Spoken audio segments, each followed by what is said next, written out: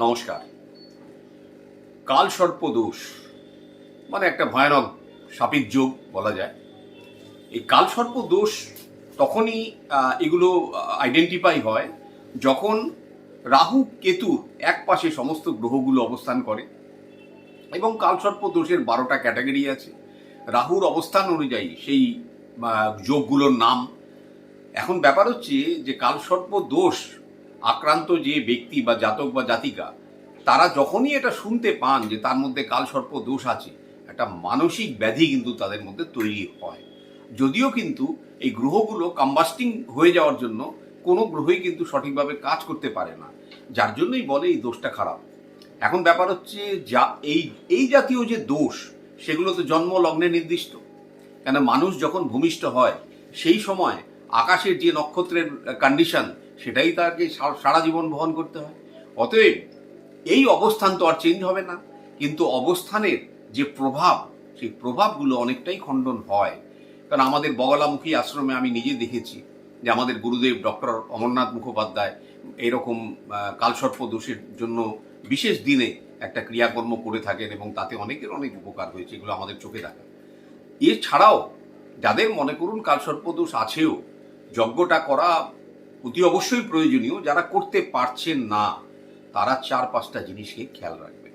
অন্যথা কি হবে যে আপনার জীবনে কিন্তু খালি চেষ্টাই করে যাবেন, না যোগাযোগ চাকরির, না অর্থ যোগাযোগ, না কিচ্ছু আসবে না জীবনে। সব জায়গাতে দেখবেন বাধা বাধা বাধা।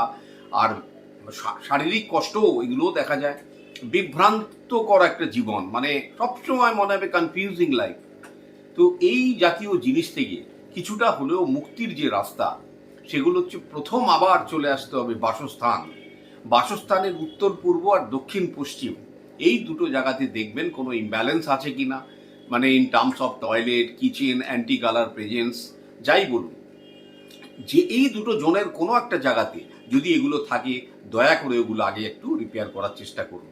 যদি কোনো বাস্তু কনসালটেন্টকে জোগাড় করতে না পারেন, আর্থিক সঙ্গতি না থাকে, পরিষ্কার পরিচ্ছন্ন রাখার চেষ্টা করুন। তাতে অন্তত 25% তার মানে তীব্রতা কম থাকবে।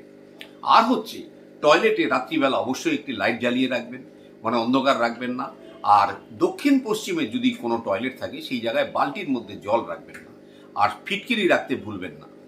এবারে মনে করুন এই হচ্ছে একটা স্টেপ। দ্বিতীয় স্টেপ হলো শিব ঠাকুরের মন্দিরে আপনাকে অতি অবশ্যই যেতে হবে। এবং শনিবার দিন একটা বিশেষ উপায় বলে দিচ্ছি এই কালসর্প দোষ কিছুটা খণ্ডন করার জন্য। এই রাই সর্ষে, যেটা সর্ষে বলে, যেটা কালো সর্ষে, এটা অল্প একটু নেবেন। আর একটা ছোট্ট বেগুন, এটা নিয়ে আপনার শিবলিঙ্গে জল অর্পণ করার পরে ওই সর্ষে আর ওই বেগুনটা শিবলিঙ্গের উপরে অর্পণ করে বাবার কাছে প্রার্থনা করবেন কালসর্প দোষের যত রকম সমস্যা আপনার জীবন থেকে যেন চলে যায়। মানে এগুলো দেখবেন পরপর 7টা শনিবার এইভাবে করবেন। করলে কিন্তু এই কালসর্প দোষের প্রভাব কিন্তু আপনার জীবনে অনেক কম দেখতে পাবেন।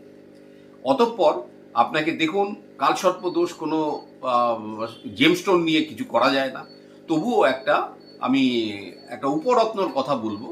সোলেমানি হাকিক বলে একটা উপরত্ন আছে। সেই উপরত্নটা মধ্যমাতে 8 রতি যদি ধারণ করতে পারেন, তারও কিছুটা প্রভাব আপনি কম দেখতে পাবেন।